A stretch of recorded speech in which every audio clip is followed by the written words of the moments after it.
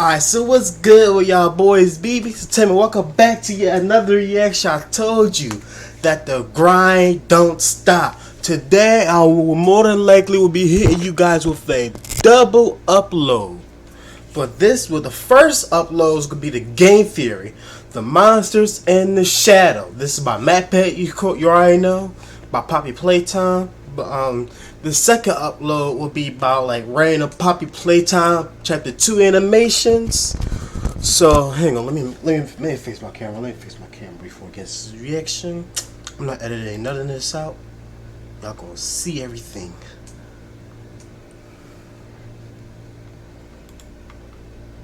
Make it a little bit bigger. Let's make it a little bit bigger. Hang on.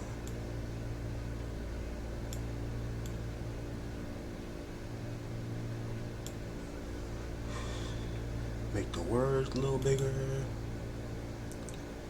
Bigger. I was going to make that joke, but not this time. You know, bigger. Alright, so I got everything under control, my watermark and stuff like that. This first video about the game theories, MatPat. So about to get this reaction, guys. So without further ado, let's get into it. It's been so long, so good to see you again. I can't believe I got scared. Well, not good, really. Don't say anything. Mommy knows. You thought you could just walk right in here, didn't you? As if nothing ever happened. What a joke. Well, they're all... Wait, did MatPat really get the voice actor from Mommy Longlegs to play in this video?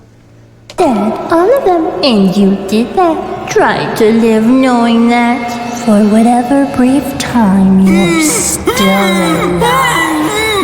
But hey, that's just a theory, right? A theory. Yo, I think she really... Y'all really think he got the voice actor from Mommy Hello, Longlegs? Internet. Welcome to Game Theory, the show that's been popular for 11 years but still hasn't landed a movie deal. Don't know why I felt like mentioning it here. On a completely unrelated note, a few weeks ago we finally saw the release of Poppy Playtime Chapter 2, Flying a Web. And this thing was longer than a tech demo, so hey, big wins over Part 1. But no, the team wasn't content to stop there. Poppy Playtime's newest chapter went above and beyond, requiring players to master not just one, but two different gameplay styles. Whack-a-mole and Simon Says. Blue, yellow, we're violet. Ah! Every game is required to have a Simon Says segment. Yo, I can't wait for Corey Kentry to return to YouTube so he can play this game. I'm definitely gonna react to that one. You best believe. For some reason. I'm of course being facetious about the whole thing. This new chapter actually offered a lot of awesome stuff. Cool puzzles, thrilling chases, and an oversized plush toy failing to pull a lever. The animation is so adorable. I could sit here and watch that all day. Oh, and there are also collectible trophies now. Really challenging collectible trophies that'll push you to the limits of your gamer senses. Any secret trophies or anything that we see up here? Any secret trophies? But we all know why we're really here. It's not for the gameplay innovation or the collectibles. It's for the hidden notes and cryptic clues. Ladies and gentlemen, we have ourselves some lore to decipher. And spoiler alert, Poppy isn't who we thought she was. First, here's what you need to know to understand today's theory. Poppy Playtime Chapter 1 focused on us, the player, returning to an abandoned toy factory in order to save some employees that went missing there 10 years ago. We're told via Miss... But my thing is, why would you go to an abandoned factory to save some co-workers from 10 years ago? They're more than likely dead. I highly doubt they'll be survived for more than 10 years. Mysterious note that we have to find the flower. Several puzzles and one giant Muppet chase later, we find the flower in the form of a giant wall mural of a poppy. Inside is a replica of a house and a doll named Poppy Playtime, locked away inside of a glass case. And of course, we set her free without a second thought because players in video games have never seen a horror movie before. Anyway, Chapter 2 picks up immediately afterward. Poppy agrees to help us activate a train that'll help us get out of the factory. So much for wanting to help save those missing employees, but hey, if a creepy talking doll starts offering me ways to not be around the creepy talking doll, I'm gonna take that offer. But of course, things are never quite that easy. Mommy Longlegs, a giant stretchy toy spider, takes Poppy hostage and forces us to play 3 minigames in her game station in order to unlock each part of the train's code. Eventually, we break out of her games, which causes her to go complete sicko mode and chase us through a narrow escape sequence. Where have I seen something like that before? In the end, she gets caught in a grinder and her remains are dragged away by a mysterious claw. We rescue Poppy, get on the train, but surprise, surprise, she betrays us, crashing the train and forcing us even deeper into the factory. So those are the highlights from the chapter, but we're still left with a lot of overarching questions. Who are we? Where are these missing employees we're so concerned about? What's the true nature of the toys? And who's secretly pulling the strings behind all of this? Well, I think I have the answers to each and every one of those questions, and the last one is probably the best place to start. As I just talked about, after defeating Mommy, we see her remains get dragged away by a mysterious claw. No, not Burntrap's claw, but also, yeah, kind of Burntrap's claw. You see, the hand we see pull Mommy away is very different from all the other designs that we've encountered in the game so far. Most of the toys that we fight are brightly colored, made of plastic or fur, and, you know, look like actual toys. This thing, though, is dark, mechanical, and could poke your eye out. It's like an erector set on steroids. And that's not all. If you zoom in and enhance the image of the claw, you can actually make out that there's organic material mixed in there. Bones and maybe even some veins mixed in with the metallic parts. So yeah, the comparison to Springtrap, Burntrap, call them whatever you want, it isn't that much of a joke. But what is this biomechanic hybrid doing within the context of Poppy? Well, back in Chapter 1, we discovered the final VHS tape which cataloged the results of Experiment 1006, nicknamed the Prototype. Final log. In relation, Experiment 1006. The prototype. Coordination and cooperation is evidently within his skill set, as well as the skill set of all other experiments of his type. This, along with a death screen that said Experiment 1006 isn't he wonderful, led us to believe in a previous theory that our big blue boy Huggy Wuggy was the prototype, since, you know, he was kind of the only character that we met in Chapter 1, Occam's razor and all that. However, take a look at the hand on the TV screen that we see during that VHS recording. Look familiar? We see that hand appear again in yet another VHS tape in Chapter 2. Log code 08502. In relation, Experiment 1006. The prototype. The prototype seems to possess an unprecedented level of intelligence, beyond that of all other test subjects, as well as an alarming willingness to commit violence. Experiment 1170, Huggy Wuggy, remains the optimal outcome due to his sufficient intelligence paired with maximum obedience. Obviously, this outright tells us that Huggy isn't Experiment 1006, and that it's instead the owner of this mysterious claw. So that's what the prototype is, but what makes it so special? Well, during that same VHS tape, we also hear how the prototype takes apart an alarm clock and uses it to make a laser pointer. In short, it's smart and it's able to repurpose things, which would explain Mommy's concern in this moment. What have you done?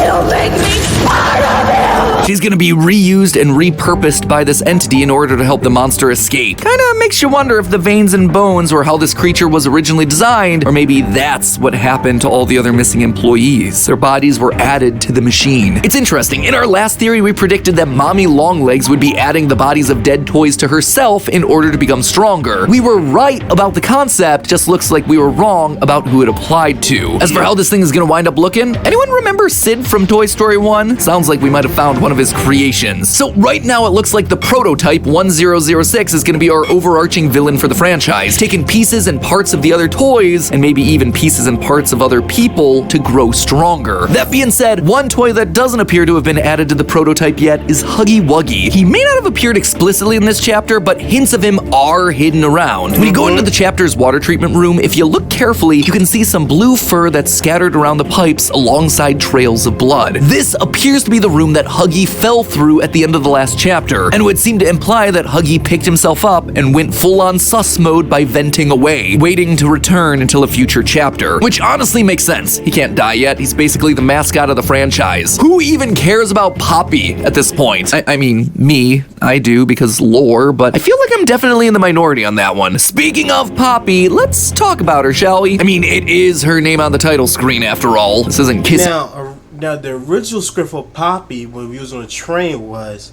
she can't let us go yet. Which means she probably do plan on letting us go in the future, but just not yet. She need us, the player, to set things right. So we're gonna find out more about that on chapter 3. Missy playtime or Cat B playtime, you know? Well, mere hours after Chapter 2 came out, the fan community did what the fan community gonna do. They dug into the game files. And by doing so, they discovered an early build of this chapter hidden away. And while the game itself is still basically the same, the end is where things get real interesting. Normally, you get on the train and Poppy gives you this sinister speech about how you're not allowed to leave. She betrays us and sends us hurtling deeper into the factory for reasons that are kept pretty darn vague. Terrible things have happened, but I know that whatever I need you to do, you're capable. However, in the cut version of this monologue, we actually get a bit more detail on her motivations. You have so much potential. I know you came to find the ones who had disappeared all those years ago, but they're gone. They've been gone for a long time. Exactly. Terrible things have happened, and I am the cause. Being able to exist as a doll, it has killed so many people. Now, interpreting cut content is always going to be a tricky science. Do you use it? Do you not? How do you use it? Here, I'm only pointing it out because this seems to confirm one of our original theories, that Poppy is the reason all of this is happening. She literally says that because she was able to exist as a doll, people died, which tells us two things. One, that she's been around since the very beginning. She knows about the experimentation that's being done on humans. She's witnessed it all. I was the first. I have seen everything. Yes, FNAF, we hear you. You're very special. You did it first. Secondly, though, it seems to tell us that Poppy isn't who we originally thought. Loyal theorists will remember that last time we predicted that former employee Stella Graber was the person whose body and spirit were used to build Poppy. In Chapter 1, we found a VHS tape talking about her desire to stay young and her love of children, which all but seemed to scream, "Make me into an undying doll monster." However, after the clues seeded out in this chapter, we know for a fact that she's no longer a candidate. When we first enter the game station, we're greeted by Stella's voice.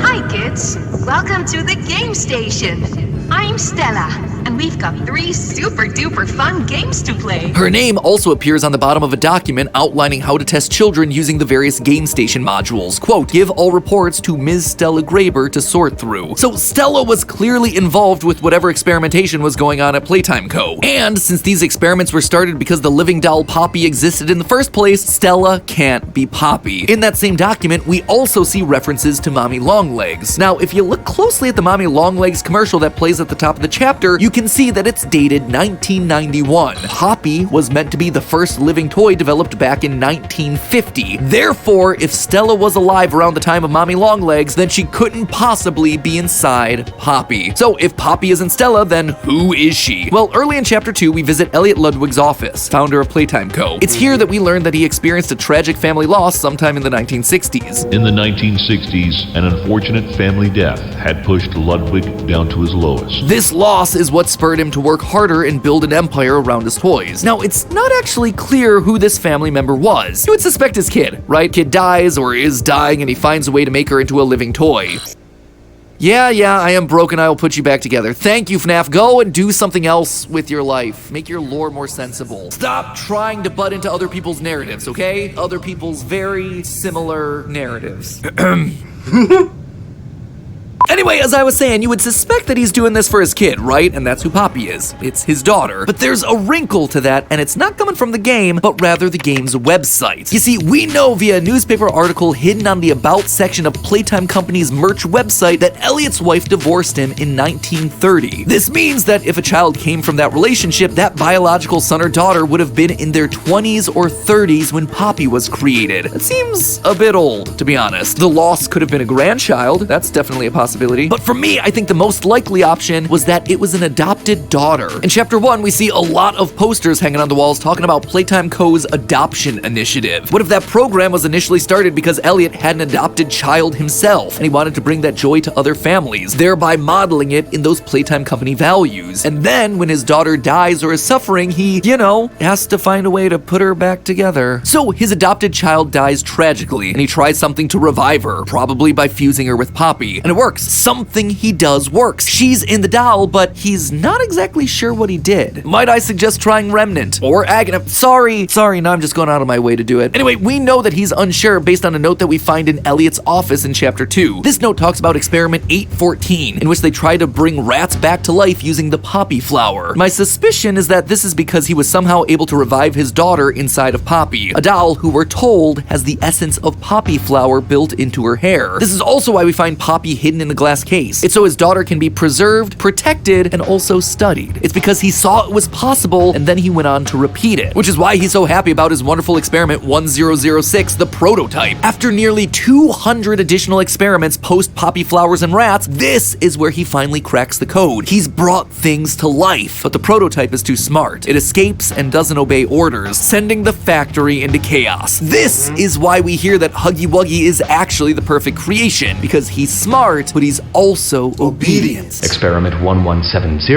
Huggy Wuggy, remains the optimal outcome due to his sufficient intelligence paired with maximum obedience. And that, my friends, is the story of how everything started at Playtime Co. We now know that Elliot Ludwig's adopted daughter is likely the entity inside the Poppy doll, and that our overarching villain for the series is the prototype, the first successful recreation of that technology, of bringing something back to life, a toy that steals and uses the pieces and parts of other things to make itself stronger. But there's still lots more to discover here. Who or what is inside the other toys? Are they employees or are they something else? What about the mysterious death screens that we see each time we die? What are they trying to tell us? If people are inside of toys, then what about the prototype? Is it someone important or is it just a random collection of people? And probably the biggest question of all, who are we in relation to all of this? I suspect that I may have figured out our character's name and possible role in the company, but answers to that and more will have to wait for next time, just because I have a few other things that I want to double check inside the game first. So make sure you grab pack that subscribe button to guarantee that you see our second part of chapter 2's coverage when it comes out here in a week or two. And until then, remember, it's all Just a theory.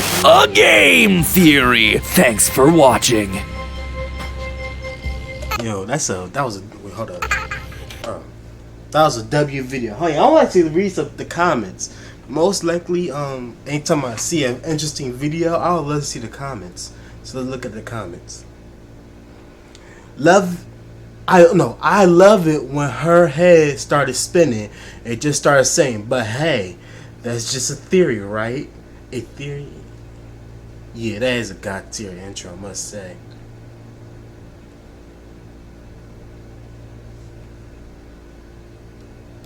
Mommy Long Legs death is so brutal, it's amazing. Yes, it is very amazing.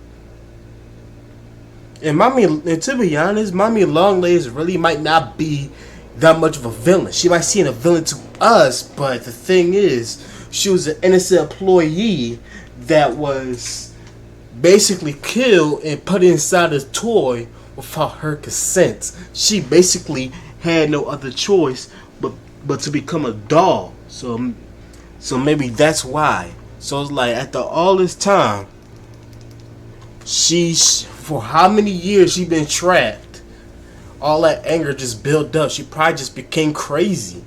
Have lost her mind probably. Let's continue. Mommy says